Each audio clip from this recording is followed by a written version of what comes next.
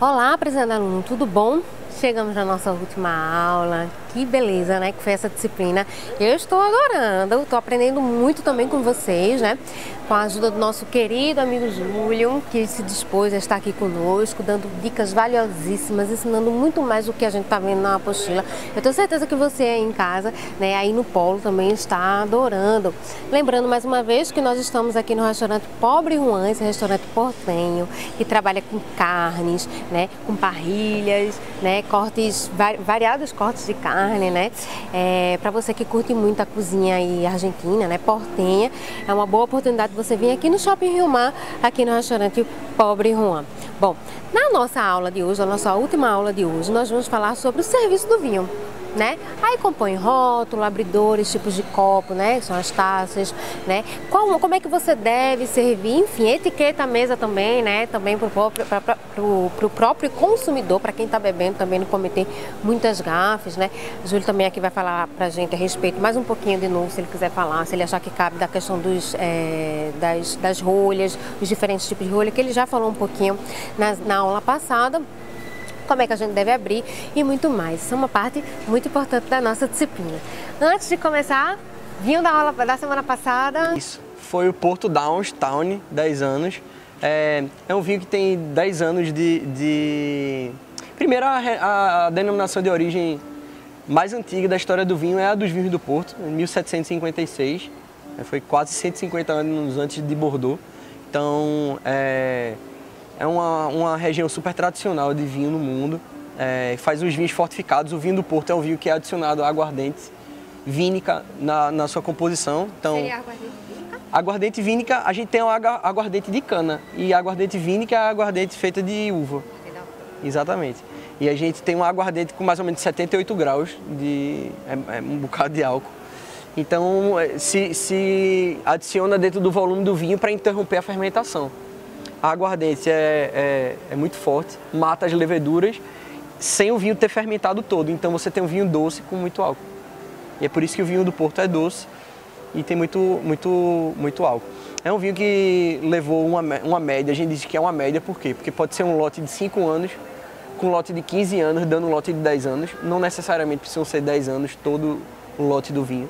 É um vinho que tem características oxidativas da barrica. Aromas de ameixa seca, frutas secas, cravo, baunilha. É um vinho super complexo e é uma ótima pedida para você comer com chocolate ou com um gorgonzola, por exemplo. É isso? Bacana, né? Tomara que você tenha experimentado aí em casa. Senão fica a dica aí, né? Pois é. Para uma próxima compra aí, para uma nova pedida. Bom, agora vamos começar a falar um pouquinho sobre as técnicas de serviço. Vamos perceber que nossa mesa aqui está composta já por alguns dos utensílios que nós vamos falar hoje, né? Fique à vontade, Júlio. Maravilha. A palavra é toda sua. Massa. Pronto, eu vou começar a falar os dois tipos principais de garrafa. Isso aqui é uma garrafa bordalesa e isso é uma garrafa borgonhesa. Essa é uma garrafa... Esse vinho, por acaso, é argentino, mas esse formato de garrafa que tem um ombro alto é chamada bordalesa. É uma garrafa que é típica da região de Bordeaux. E na França, todo vinho de Bordeaux vai ter essa garrafa. Se você estiver procurando um vinho e ver um francês com esse formato, é de Bordeaux, e um francês com esse formato é da Borgonha. Então é a garrafa bordalesa e a garrafa borgonhesa. A gente vai falar algumas informações no rótulo. Vai estar o nome, dependendo da região do vinho, vai estar o nome do produtor, a safra, a uva, certo? E o nome da vinícola. Do lado esquerdo para baixo vai ter a quantidade de vinho na garrafa, que geralmente é 750 ml, ou múltiplos de 750. É 750 porque, por dois motivos. Dizem que antigamente o vidro era soprado. Então era mais ou menos a capacidade pulmonar de um homem sadio, era conseguir soprar, porque você não podia soprar o vidro muito mais de uma vez porque ele endurece, entendeu? Então você tinha que soprar ele de uma vez. Isso aqui que tem no fundo, esse buraco, não diz respeito à qualidade do vinho. Mas também não é por acaso. Não é por acaso, porque quando o vinho era soprado, quando você soprava, ele ficava arredondado e vinha com ferro e empurrava ele de volta para dentro para a garrafa poder ficar em pé. Senão ela ia ficar sem base. No espumante, isso aqui é necessário para redistribuir a pressão do gás no fundo da garrafa, porque se ela fosse reta, a pressão ia incidir, ia soltar o fundo do espumante. Mas no caso dos vinhos tranquilos, que a gente diz, isso não diz se o vinho é bom, e é super feio se vir o vinho assim. Ah, não é? Não. É permitido, gente. Não é para se vir o vinho com um dedo aqui dentro. Isso não é indicação de um serviço de elegância. Atrás você tem mais algumas informações falando do produtor e aqui tem a graduação alcoólica, que geralmente tem na frente também. Há uma certa graduação alcoólica, assim, tinto é um pouquinho mais alcoólico? Sim. Os tintos, a priori, são sempre mais alcoólicos. Por quê? Como a gente falou nas outras aulas, são uvas de clima quente, a uva amadurece mais, concentra mais açúcar e na fermentação você consegue degradar e transformar esse açúcar em álcool. Então, os tintos, a priori, são mais alcoólicos do que os brancos. Pode ir de 12,5 a 17 graus. Tem alguns amarones, que são alguns vinhos feitos por pacificação, que é você pegar as uvas e secar elas no sol. Quando você seca elas, você diminui a relação água-açúcar. Você tem menos água, mas tem a mesma quantidade de açúcar. Então, quando você vai vinificar, você tem potencial para conseguir graus maiores alcoólicos.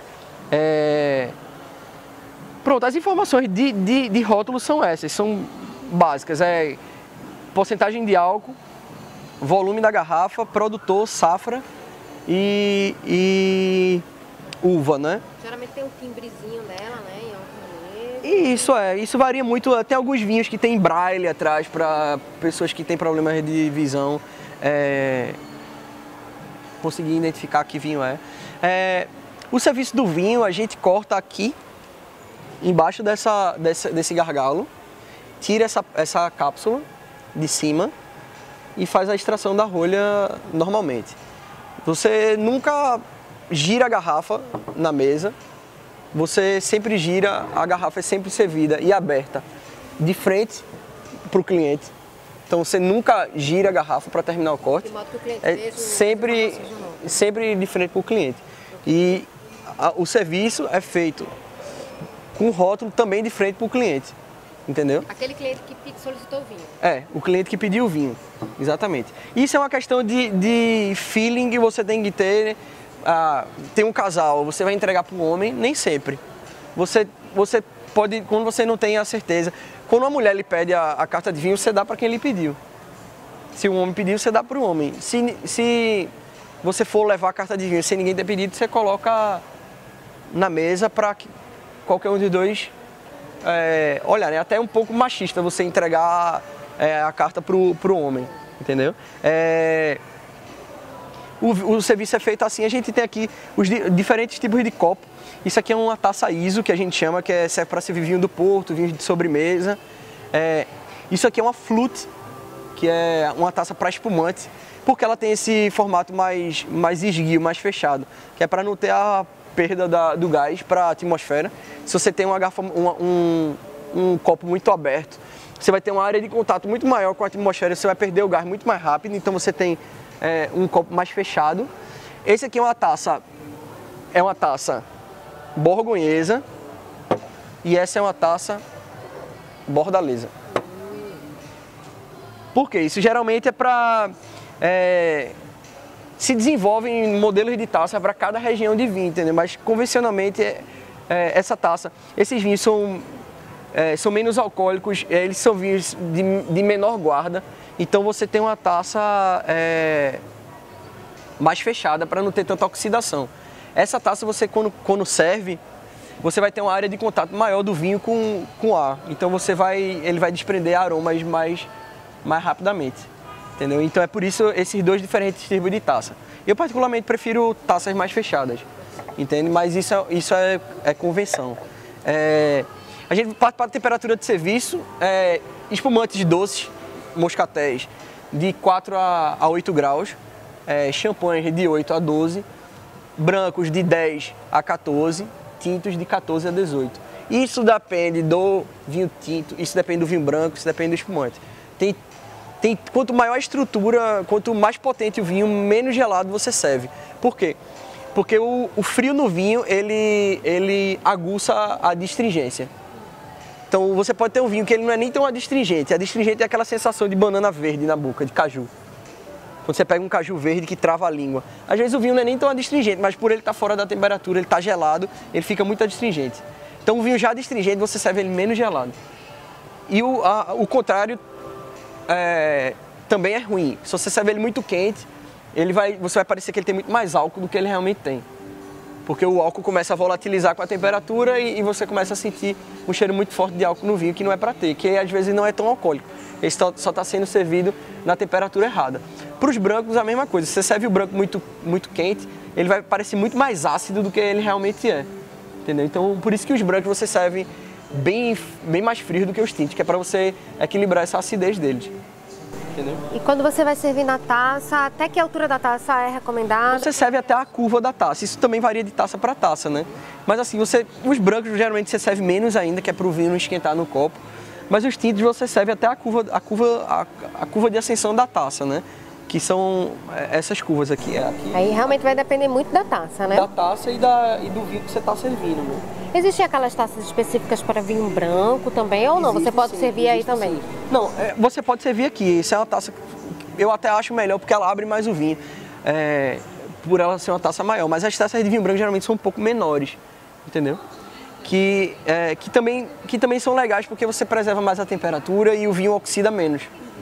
Principalmente se for um vinho branco já com certo tempo.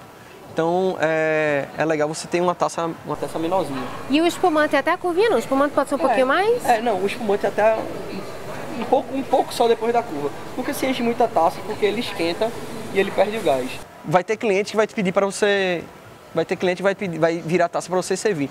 Mas o espumante, para ser bem servido, você serve ele sempre com a taça em pé. Porque um dos atributos do espumante é o anel que ele se faz depois que se enche a taça. Então a taça é sempre em pé. Então aí você pode segurar por baixo, você pode segurar assim, de preferência nunca com a mão cobrindo o rótulo. Você serve mostrando para o cliente, assim ou assim. Eu geralmente sirvo assim, entendeu? Tem umas garrafas que são muito pesadas, que são ruins de servir assim, então você serve assim. Mas assim nunca é legal. Agora sim, isso é estilo, né?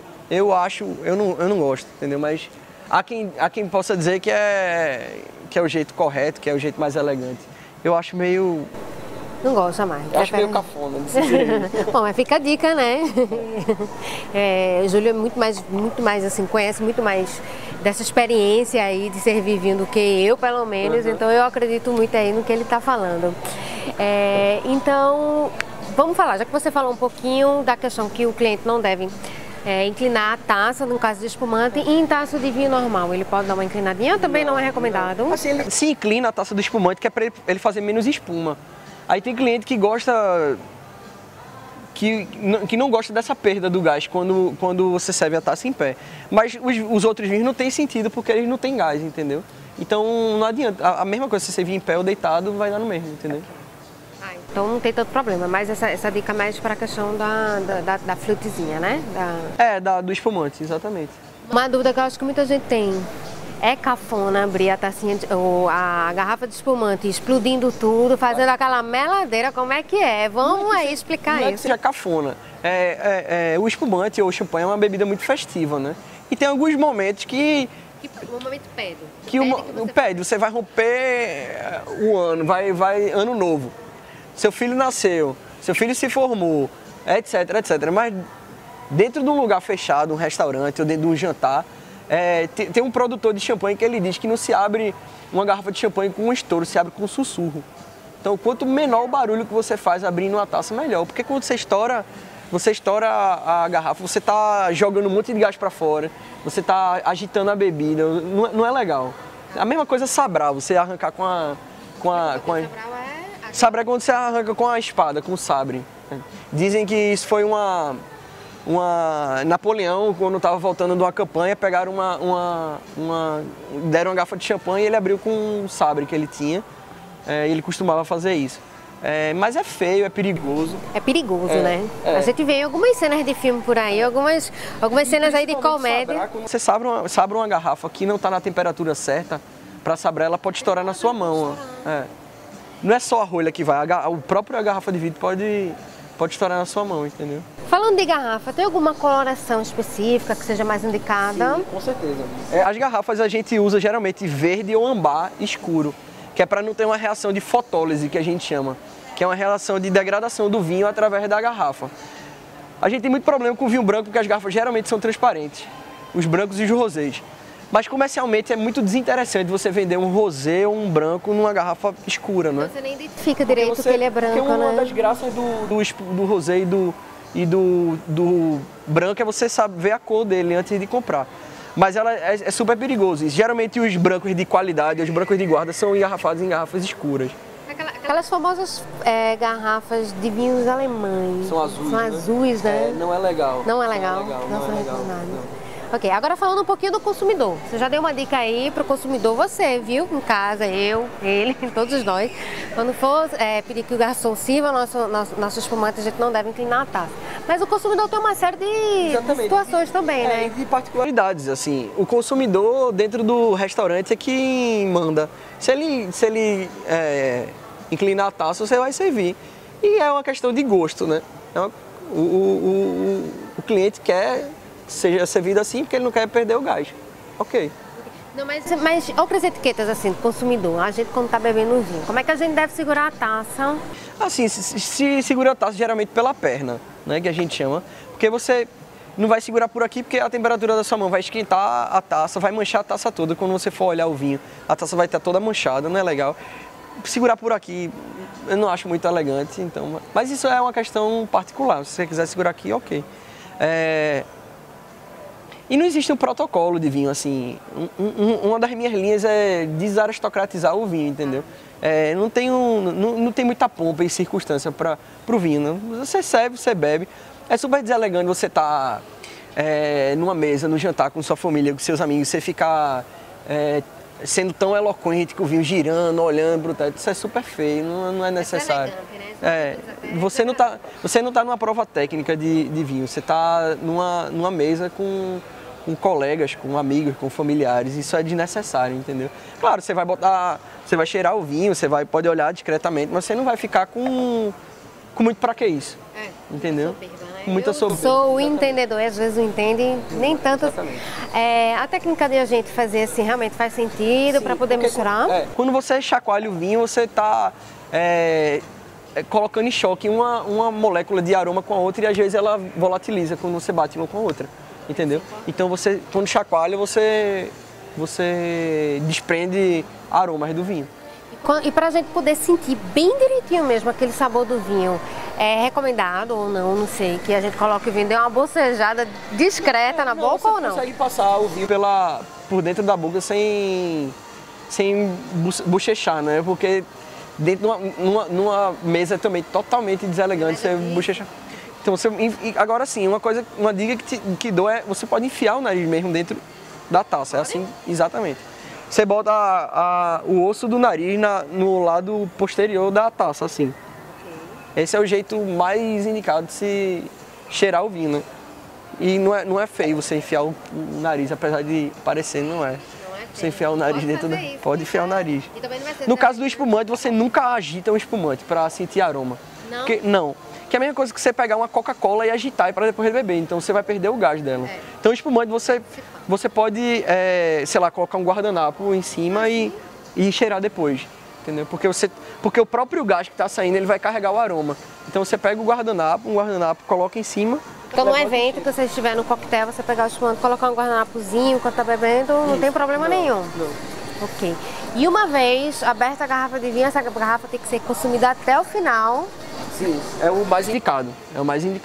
O vinho, principalmente se for branco, ele degrada muito rápido, oxida. Tem casos de vinhos tintos que ficam melhores no outro dia do que no dia que foi aberta. E como é que você deve fechar aquele vinho? Se você já destruiu a rolha? Você tem alguns alguns artifícios, né? Você tem alguns utensílios. Tem algumas rolhas de silicone que você coloca, que chama Vacovan. Você bombeia, tira um pouco do ar de dentro. Assim, nunca é a mesma coisa, mas você pode ter alguns métodos que você se utiliza para amenizar o rigor da oxidação do vinho, entendeu? E vinho para cozinhar? A gente sabe que a gente não vai colocar um vinho assim, mas quer fazer um molho madeira, um molho que leve, qual o vinho que eu devo utilizar? Molho madeira, você tem que usar um vinho da madeira, no caso. Mas assim, os outros vinhos assim, não precisa ser um vinho tão sofisticado, ou tem que ser? Tem sim a escola de que você cozinha com o vinho que você bebe, certo? Mas você utilizar um vinho seco, fino, de qualidade é suficiente, entendeu? Eu acredito que seja suficiente, que ninguém vai cozinhar com um barolo, né? Ninguém vai cozinhar com vinho caríssimo, apesar de... Entendeu? Então, você cozinha com o vinho que você beberia, não necessariamente que você está bebendo na refeição. Até porque a quantidade que você vai colocar para cozinhar não vai ser necessariamente uma quantidade. Você abre e vai bebendo, vai cozinhando, vai tomando uma tacinha de vinho, que tá tudo certo. Pois é, Júlio, eu acho que com isso nós conseguimos fechar a nossa disciplina com essa questão de serviço. Tem alguns outros detalhes que foram elencados na apostila, alguns outros detalhes que Júlio levantou aqui que não estão na apostila, de uma maneira que nossa disciplina ela fique bastante completa. Eu só tenho a agradecer, Júlio. Eu quero mais um vinho, que a gente não vai ter o retorno, né? Mas Júlio vai deixar aqui o e-mail dele com a gente. E eu quero mais um vinho aí pra vida. Um branco e um tinto, Puxando a sardinha pra mim, tem um Altano, que foi o vinho que fiz. É fácil encontrar? Não é fácil encontrar. Então vamos escolher outro. Eu gosto muito dos vinhos do Douro, português. E eu gosto muito do Quinta do Valado, que é um vinho da Quinta do Valado. O vinho do Douro, ótimo, um dos meus vinhos prediletos.